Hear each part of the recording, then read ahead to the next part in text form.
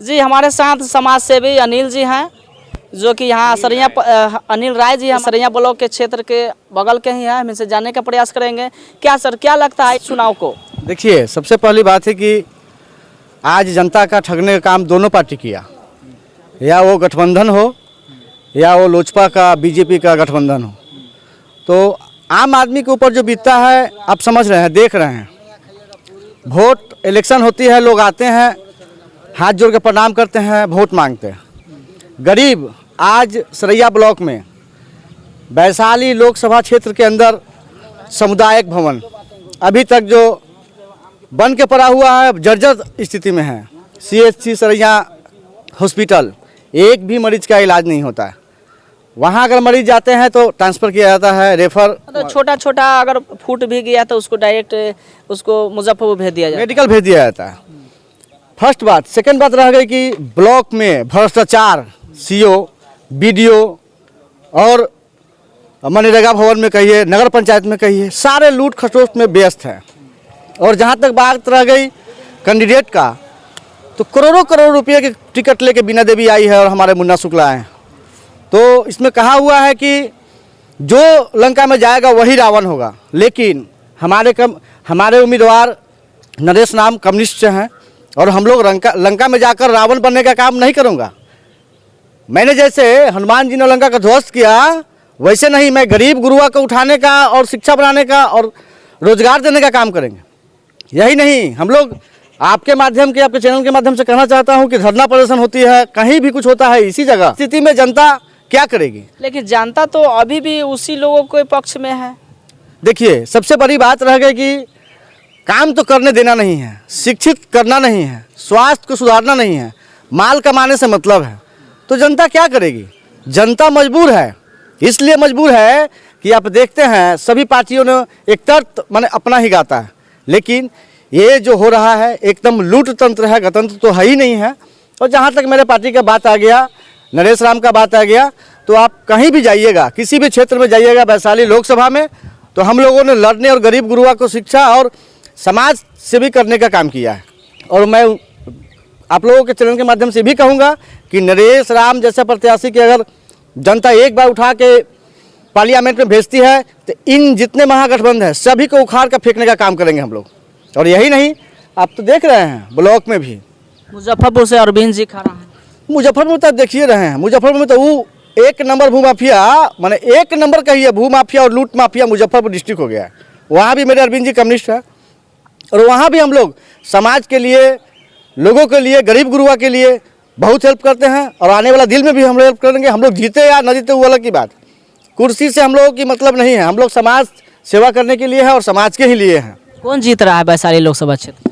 देखिए, वैशाली लोकसभा से दोनों चोर चोर मौसेरा भाई हैं। तो अभी 36 के आंकड़ा चल रहा है, एक भूमाफिया, एक क्रिमिनल, कहीं से कुछ नहीं, उसका आपराधिक इतिहास रहा है, इसका भूमाफिया का इतिहास रहा है। तो यही फर्क है। जीत कौन रहा है? अभी तो 36 का आंकड़ा है। हम तो चाहेंगे कि हमारे कैंडिडेट राम नरेश राम जीत जाए, इसलिए कि हम लोग समाज के लिए करते हैं, उन्होंने समाज के लिए करता है। उनके अपना जीवन कुछ नहीं है, वो पूरा क्षेत्र में घूम घूम के यही काम करते हैं। यहाँ तक कि वैशाली में भी वही काम करते हैं, हाजीपुर लोकसभा में भी वही काम करते हैं। तो मैं तो चाहूँगा कि मेरा कैंडिडेट जीत के आवे और गरीब गुरुआ बेशिक्षित को, बेरोजगार को रोजगार दिलाने का काम करे। क्या लगता है सर, इस बार जो लोकसभा क्षेत्र में चुनावें चल रही है, तो सिर्फ नेतागण अगर पैसा से अगर वोट जनता देती है तो क्या लगता है इसमें जनता की कमी नहीं है? देखिए, जनता ललायक है, जनता ललायक है, रोजगार नहीं है, काम नहीं है, शिक्षा नहीं है, क्या करेगी?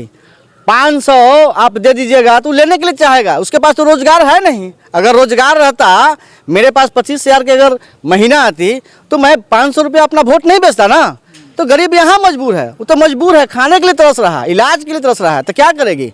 जनता भी ले लेती है। और जहाँ तक बिकने की सवाल है, जनता कभी बिकती नहीं है।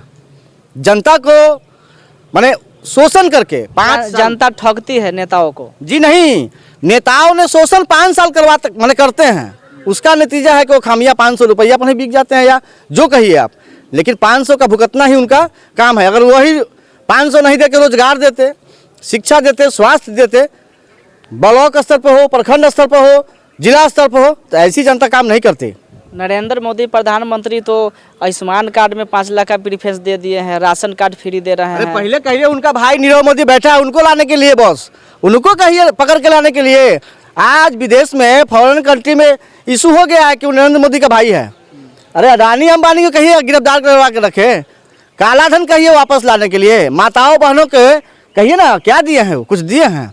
सिलाई मशीन बोले हुए थे, बहुत सारा बोले हुए थे, तो जुमलाबाज 15 लाख बोला गया था। और 15 लाख क्या माने 5 रुपया भी किसी अगर माताओं की आय होगी तब कहिए जुमलाबाज और झूठाबाज, जिसे कहते हैं बीजेपी, बड़का झूठा पार्टी।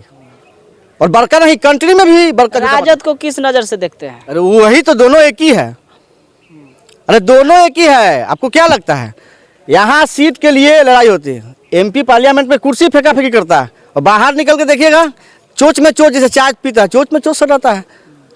तो ये कुछ नहीं है, ये लोग को भयभीत करने का, जातिवाद पर माने भेदभाव करने का।